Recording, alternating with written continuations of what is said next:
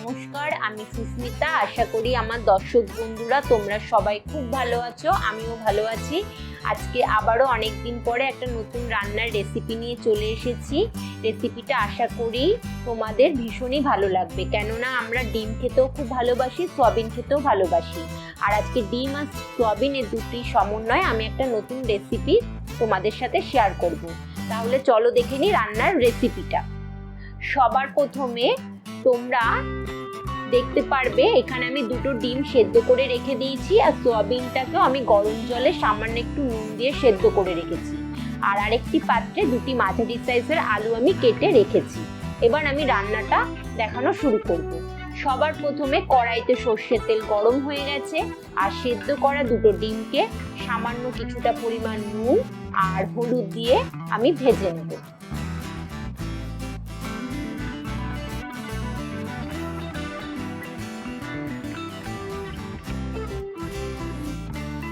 আমি এখানে পোলট্রির ডিম ইউজ করেছি, তোমাদের ইচ্ছা করলে তোমরা হাঁসের ডিম দিয়েও রান্নাটা করতে পারো। ডিম ভাজা আমার হয়ে গেছে, এবার এটাকে একটি পাত্রে তুলে রেখেছি। এবার ওই একই তেলের মধ্যে যে সেদ্ধ করে রেখেছিলাম সয়াবিনটাকে, সেই সয়াবিনটাকেও আমি একটু ভেজে নেব, কেননা সয়াবিন যদি ভেজে রান্না করা হয় তাহলে কিন্তু রান্নার টেস্টটা ভীষণই ভালো হয়। আর এই সময়েও আমি বেশ কিছুটা নুন এবং হলুদ অ্যাড করব। 5 মিনিটের জন্য মিডিয়াম ফ্লেমে সয়াবিনটাকে ভেজে নিলেই হয়ে যাবে। সয়াবিন ভাজা দেখো আমার হয়ে গেছে। এবার সয়াবিনটাকেও আমি আবারও একটি পাত্রে তুলে রাখবো। কড়াইতে আবারও একটু সর্ষের তেল আমি দিয়ে দেবো। তেলটা গরম হয়ে গেলে যে মাঝারি সাইজের দুটো আলুকে আমি কেটে রেখেছি, সেই আলুগুলোকে সামান্য কিছুটা পরিমাণ নুন এবং হলুদ দিয়ে আমি ভেজে নেব।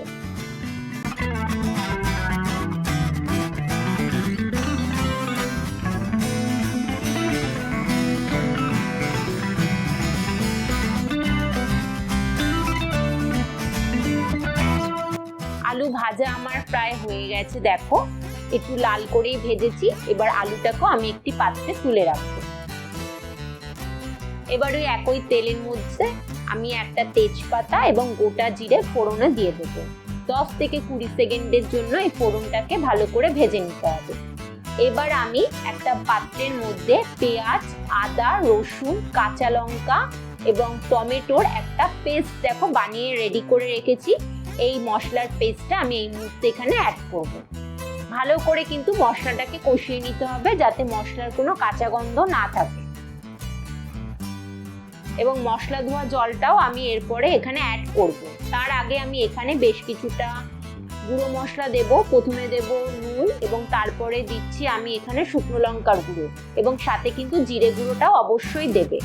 ভালো করে মশলাটা কষানো হওয়ার পরই কিন্তু মশলা ধোয়া জলটা আমি এখানে দেব।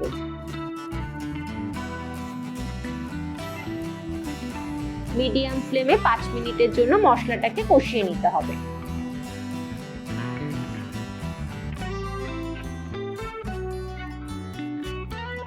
মশলা কষানো হয়ে গেলে ভেজে রাখা আলু এবং সয়াবিনটাকে এখানে অ্যাড করতে হবে, এবং মশলার সাথে আরো 5 মিনিট থেকে 7 মিনিট এখানে মশলার সাথে উপকরণটাকে ভালো করে কষিয়ে নিতে হবে।